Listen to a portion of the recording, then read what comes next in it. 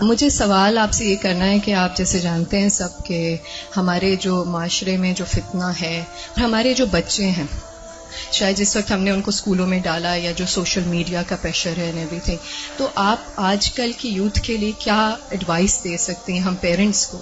دیکھیں ہماری جنت کیا جنت ہوگی جہاں ہمارے بچے نہ ہوں.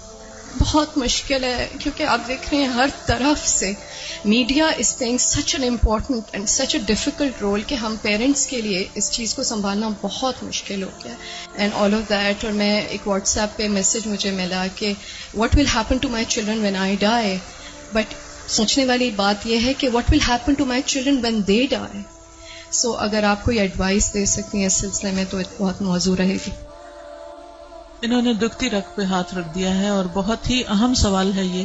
حقیقت یہ ہے کہ یہ ہر گھر کا مسئلہ ہے، ریلیجس فیملی ہے یا ریلیجس نہیں ہے، یہ مسئلہ ہر جگہ ہے، پڑھے لکھے ہیں یا ان پڑھ ہیں. آئندہ جنریشنز بہت بڑے فتنے میں ہیں، فتنہ ہر ہاتھ میں ہے اور وہ بڑھتا ہی چلا جا رہا ہے اور پوری دنیا ان کے سامنے ایکسپوز ہو چکی ہے. یعنی آپ کس چیز سے ان کو بچا سکتے ہیں، کس چیز سے روک سکتے ہیں؟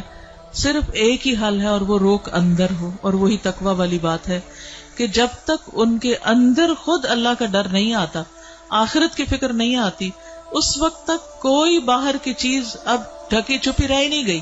آپ سو رہے ہیں، آپ کو نہیں پتا آپ کے بچے اپنے رضائی کے اندر کیا دیکھ رہے ہیں، کیا کر رہے ہیں، کیا سن رہے ہیں، کہ کانوں کے اندر کچھ لگا ہوا ہے، کچھ دیکھ رہے ہیں. اور پہلے تو کہیں کسی خالی جگہ پہ جا کے چھپنے کی ضرورت تھی، تو اب تو گھر کے اندر بھی ہر جگہ چھپنے کی جگہ ہے، کیونکہ جس اسکرین پر وہ سب کچھ دیکھ رہے ہیں وہ ان کے ہاتھوں کے اندر آ چکی.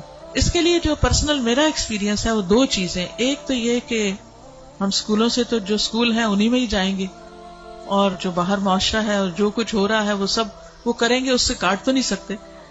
میں نے سب سے زیادہ جو دعائیں مانگی ہیں، رو رو کے مانگی ہے، سجدوں میں پڑھ پڑھ کے مانگی ہے، وہ اسی کے لیے مانگی ہے کہ اللہ میرے بچوں کو ایمان دے. یہ صرف پچھلے 5 سال میں جتنی چینجز آئی ہیں وہ اس سے پہلے شاید کئی 100 سال میں نہیں آئی تھی. اور پھر دوسرا کیا کیا، یعنی اللہ تعالیٰ سے خود ہی مانگا. دوسرا یہ کہ ہر تھوڑے عرصے کے بعد عمرہ، اللہ کے گھر چلو، کیونکہ اللہ کے گھر کا جو جلال ہے، اور اللہ تعالیٰ اگر انسان کو کہیں سب سے زیادہ محسوس ہو سکتے ہیں تو وہ بہت جگہ ہے. یعنی ہمارے ملک میں، ہمارے گھروں میں، ہمارے ماحول میں وہ فیلنگ نہیں آتی جو وہاں جا کر آتی. تو الحمدللہ ان عمروں نے، اللہ کے گھر کی زیارت نے دل کے اندر تھوڑی سی جگہ بنائی اللہ کو پہچاننے کی. کیونکہ جب تک اللہ کو بچے پہچانتے نہیں، اس کی عظمت کو محسوس نہیں کرتے، وہ اللہ سے ڈر نہیں سکتے، تو وہ تقویٰ نہیں آتا دل میں. تو اس سے یہ ہے کہ وہ ایسی جگہ ہے جہاں اللہ ماشاءاللہ سب کو جا کر یقین ضرور آتا کہ کوئی ہے ایک جس نے یہ سب کچھ بنایا. پھر اس کے بعد یہ ہے کہ قرآن کا علم. میں نے سب سے زیادہ تکلیف دہ مرحلہ گزارا کہ جب میں نے اپنے بیٹے کو قرآن پڑھایا، تو پھر میں نے یہ ٹھان لی کہ کچھ بھی ہو مجھے اس کو پڑھانا ہے. وہ ایج ایسی تھی کہ جس میں کچھ نہ کچھ وہ سننے کے قابل تھا، ورنہ وہ ایج بھی گزر جاتی ہے تو پھر بچے وہ اتنا بھی نہیں سنتے. اور میں نے اپنی ساری مصروفیات کو سیکنڈری کر کے، حالانکہ میں انتہا درجے کی مصروف، گھر کی بھی ذمہ داریاں، باہر کی بھی، لیکن میں نے اس کو اپنی پرائرٹی نمبر 1 سمجھا کہ یہی بات جنہوں نے کی ہے کہ جب وہ مر جائیں گے تو پھر ان کا کیا بنے گا. یعنی ہمارے مرنے کے بعد تو جو ہوگا سو ہوگا، ان کے مرنے کے بعد ان کی قبروں کا کیا حال ہوگا اور ان کے آخرت کا کیا ہوگا. تو اللہ سبحانہ وتعالیٰ نے قرآن مجید میں فرمایا قوا انفسکم واہلیکم نارا، اپنے آپ کو اور اپنے گھر والوں کو آگ سے بچاؤ.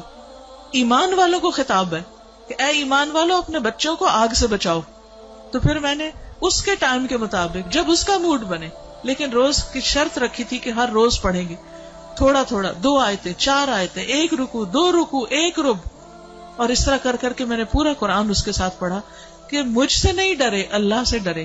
میری خاطر نماز نہیں پڑھے، اللہ کی خاطر پڑھے. میری وجہ سے کچھ مت چھپائے جو دیکھ رہا ہے، اللہ سے ڈر کے چھپائے. تو یہ کسی حد تک فائدہ مند ہوا.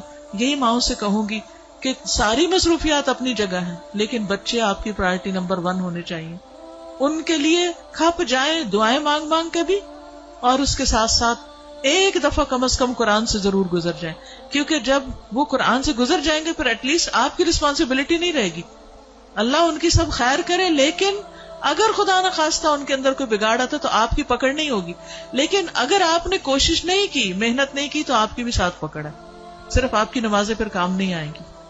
تو اس لیے ہم میں سے ہر ماں کو سنجیدہ ہونے کی ضرورت ہے.